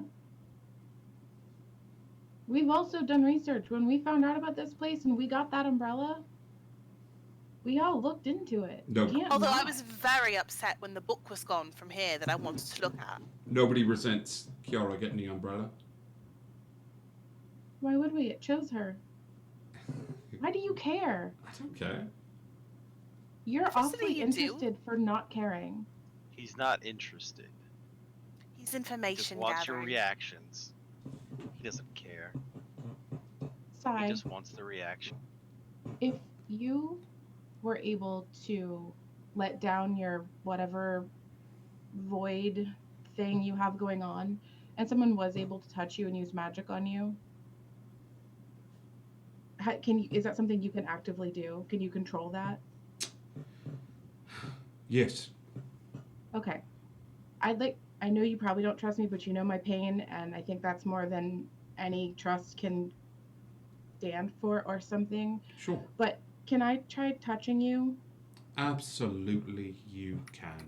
without best- losing my magic? It's best to keep your hand just firmly pressed on mine. Right? I'm gonna hold it out. You just hold it on there for as long as you would like, and I will accept all the healing magics that you have at your disposal. I will stop her. No, she could do this. No. I'm ready. I'm ready to accept the healing you present forth. Yeah. Come on, Cass. Okay, here's the thing. No. You acting like this makes me not want to do it. It makes me not want to get any kind of close to you. Why? You're pushing me away because you don't know what care looks like. Can you I'm say? trying Wait. to Say care that here. again. You have to meet me halfway. Say that again. I'm trying to care. You don't know what care looks like right now. William. I'm trying to care, but you have to meet me halfway. William, did you hear that? She means well. Uh, They all do. How could I not mean well? I'm trying to help you. He's You're not obviously looking hurt. at. He's not looking at you, Cass. He's staring at William. I don't care. You don't know what care looks like, do you, William? I know what it looks like. What does it look like? Looks like a father teaching a young boy how to surf.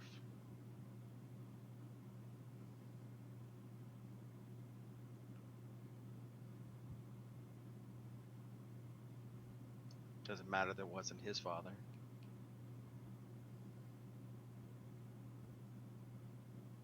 I know what it looks like. I've seen it. He gets up. Stretches. Can I have another beer before I go? Where are you gonna go? I'm gonna open the door. Tech, can I get another beer before I go? It's been a long day. I actually head down to the room and grab him another beer. Thanks. I'll actually grab him too. So you're gonna leave during the lockdown? Yeah. He's gonna go over to where the front door is, and he's gonna knock 3 times. As he does, Mordrew is gonna open the door, and as Mordrew comes in, he stands at the door and he looks over at Sai, and Sai says, "All right, in."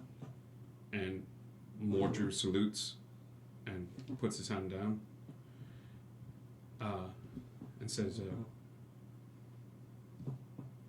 "What's your assessment, sir?" Will, they got work ahead of them. They're a little better now that they've shared some of those feelings and emotions that are running through them. Kiara can hold on to the sword.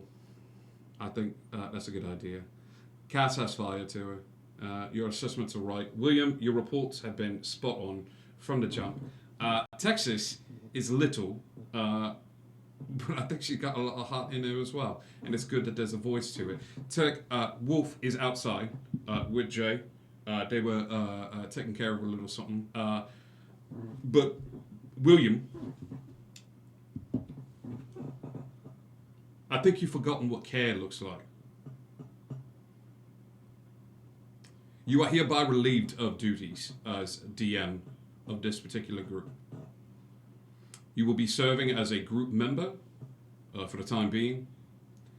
You will be serving as the rogue of this group, and I will be taking over as the DM. I feel like you need a bit of time in the field to get your feet wet. I feel like you've grown too emotionally attached to these people.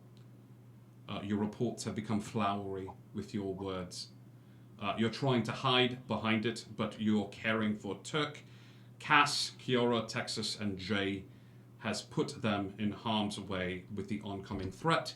And as one of the original Knights of the Round Table, I will hereby be taking over as the DM.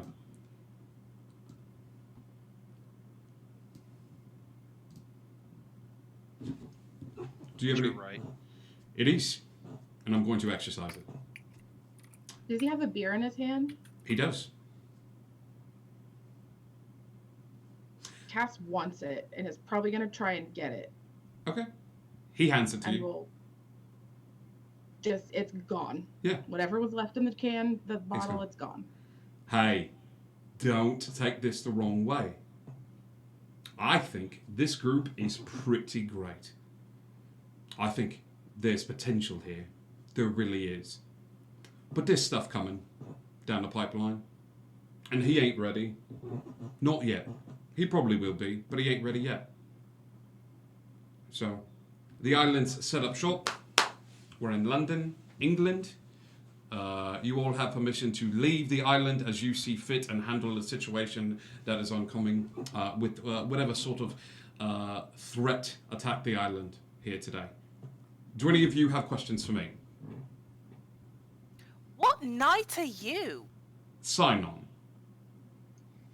Am I relieved of all my duties? You're not the DM, William. You are still a member of the party. You will be staying here in the library. You will be given a room. You will be given board, magical items, and such. Your office is to be still in your possession, so you have access to all of your maps and other items. But for the time being, you are stripped of any and all privileges hereto found therein for being a dungeon master. Welcome back to the world of Dungeons and Dragons, William. Thank you. I think you're going to be very happy here. I know I am. So, team, why don't you take a walk, go enjoy the night air, go get some food, maybe something to drink, because you have a very long day tomorrow. Okay? My question, I still have it. Cass, go for it. What's your question? Well, you said if we had questions, but I did have a question, but now you're taking over our team. Yes, absolutely. Are you going to be less of a jerk? Because I don't know if I can deal with that all the time. I will be much less of a jerk. I promise. Hold you to it. You better. I'll make it rain again and stuff on you. Not the money way. No, God. I wouldn't expect you to. Wait a minute, was all that fog just a illusion? Wait, but it made the memory thing. How did that work? That's a really good question, Texas. Have a good night.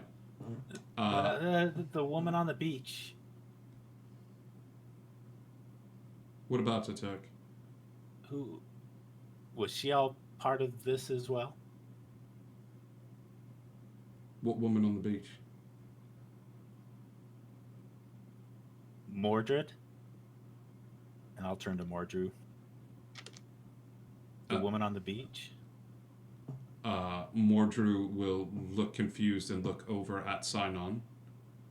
Sinon, Kiara, you would recognize as one of the 3 knights in King Arthur's court that were the counselors. There were 3 knights assigned to be his counselor, and you realize that if you were an anti-magic field, that maybe being close to the king would be a good place to be. Sai shakes his head, and Mordrew says, I'll go investigate right now. And Sinon flips his hand, and Mordrew bows. And he goes, William, a word? Yes. Walk with me to the beach. Okay. Yeah. Was that Mordred asking him? Mordred. Or once Mordred's gone, is Sinon still here with us? Sai's in the room, and he's finishing eating some food off a plate. He's like, well, go with him if you want to. No. Can we trust him? Mordred's already always been the villain. Yeah, you can trust him. You can trust that one. There's more than one Mordred. Who do you think taught him all the spells that he knows?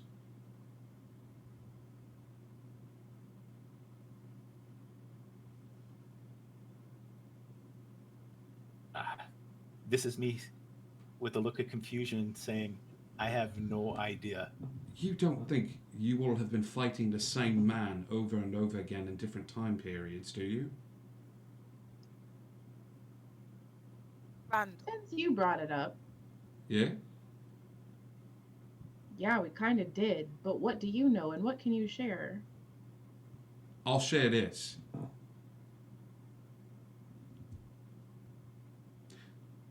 It's not the same man. It's facsimiles of the same man. He's mucking about with the stream. He hates William. Hates his line. He hates his brother. Brother. What? Yeah. William and Randall are brothers. Oh. Mordred. Mordred and Randall are brothers. Yeah, the king had twins. Is this anything that we have heard in any legend or anything of that nature? Is this a complete No, shock to us? it was wiped from the books. But hey, I'm sure you'll find out more information as time goes by. Well, the victor's always the ones that write history, right? Yeah, exactly. So, you'll find out more. Take some time. Spend some time together. I promise I'll be less of an ass when I'm not trying to push you all to some sort of emotional catharsis. Alright? Turk walks over and kicks his armor puddle. Hmm? How long on this?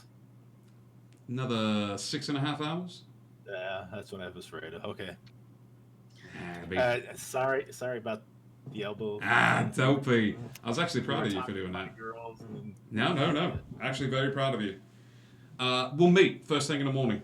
I'll meet you down at the beach. I've got some supplies that I want to talk to you about and how I'm expecting to run things. I'm not leaving the island. So you have got a group now. You've got plenty of people. So I'm not leaving. I'm staying here. But we'll talk. We'll have means of communication. All right? Cheers. William, can't wait to see... William's not here. All right, have a good night. And he walks out of the room. Mordred is walking down the beach with you, William, and this is where we're going to end the episode. Thank you for not telling them. It's not my place to. I understand. I couldn't tell you. You know this, right? I'm beginning to understand. You're a terrible DM. Thanks. You're a better friend. To them. We'll see. If you tell anybody I said that, I'll kill you when you sleep. Good luck. It'll be fine, William. Oh, I know I will. And he will pat you on the back and then head towards the beach. What about this lady out here? I'll take care of it. Head back to your group. Fair enough. William walks back to the library, meeting up with everybody. He's met by Jay and Wolf, who look fine, if not a little confused as to the events that they undertook. All of you are in the library, and William is walking down the hallway.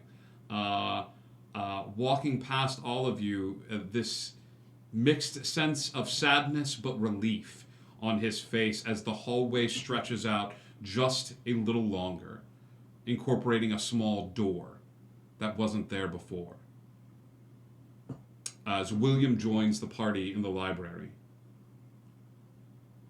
the island shifts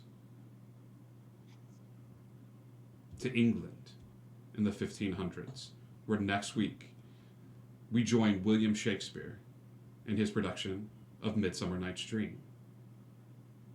And we learn about why another production seeks to take the space, The King in Yellow. And you will be assisting William in his endeavors to put on his show at the behest of the fairy court. I play Puck. Boy. And that's where we're going to end tonight's episode. So thank you all so much for tuning in. Welcome William to the party for as long as that is. You have a new DM in the Sai, the son of Cladono, Eden.